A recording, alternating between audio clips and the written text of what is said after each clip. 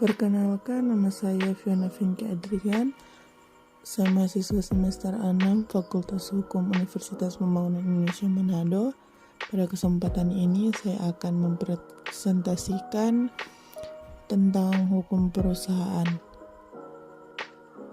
Hukum perusahaan merupakan sebuah hukum yang mengatur tentang seluk-beluk bentuk hukum perusahaan.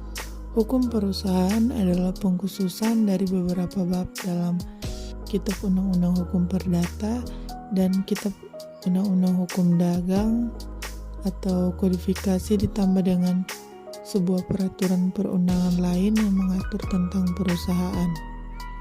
Bentuk hukum perusahaan, persekutuan, dan badan hukum sudah diatur dengan undang-undang. Firma dan persekutuan komanditer diatur dalam KUHD. Perseroan terbatas diatur dalam Undang-Undang Nomor 40 Tahun 2007. Koperasi diatur dalam Undang-Undang Nomor 25 Tahun 1992. Perusahaan umum dan perusahaan perseroan diatur dalam Undang-Undang Nomor 9 Tahun 1969. Firma dan perseroan komanditer atau CV adalah bukan badan hukum, sedangkan perseroan terbatas, koperasi, perusahaan umum, dan perusahaan perseroan adalah badan hukum. Sumber-sumber hukum perusahaan. Setidaknya ada 4 sumber hukum perusahaan pada aspek hukum dalam ekonomi, yaitu perundang-undangan, kontrak perusahaan, jurisprudensi, dan kebiasaan. Ruang lingkup hukum perusahaan.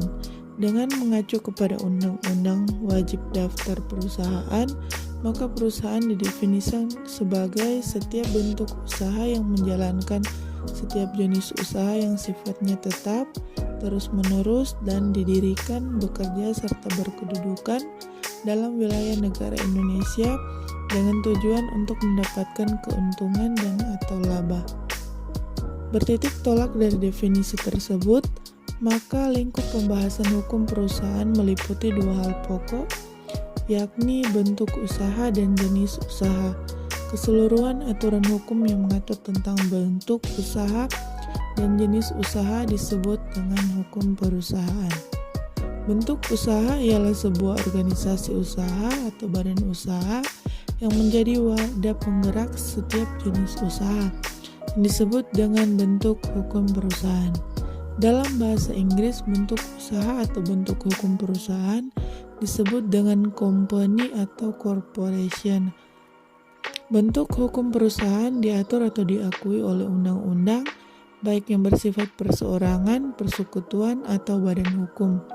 Bentuk hukum perusahaan perseorangan misalnya perusahaan otobis dan perusahaan dagang. Bentuk hukum perusahaan belum ada pengaturan dalam undang-undang, tetapi berkembang sesuai dengan suatu kebutuhan masyarakat. Pengusaha dalam praktiknya dibuat tertulis di muka notaris. Jenis usaha ialah berbagai macam usaha di bidang perekonomian yang meliputi bidang perindustrian, bidang perdagangan, bidang jasa, dan bidang keuangan. Usaha ialah suatu bentuk kegiatan yang bertujuan untuk mendapatkan suatu keuntungan. Sedangkan yang dimaksud dengan pengusaha ialah setiap orang perseorangan, persekutuan, atau badan hukum yang menjalankan suatu jenis perusahaan. Demikian pemaparan materi dari saya. Atas perhatiannya diucapkan terima kasih.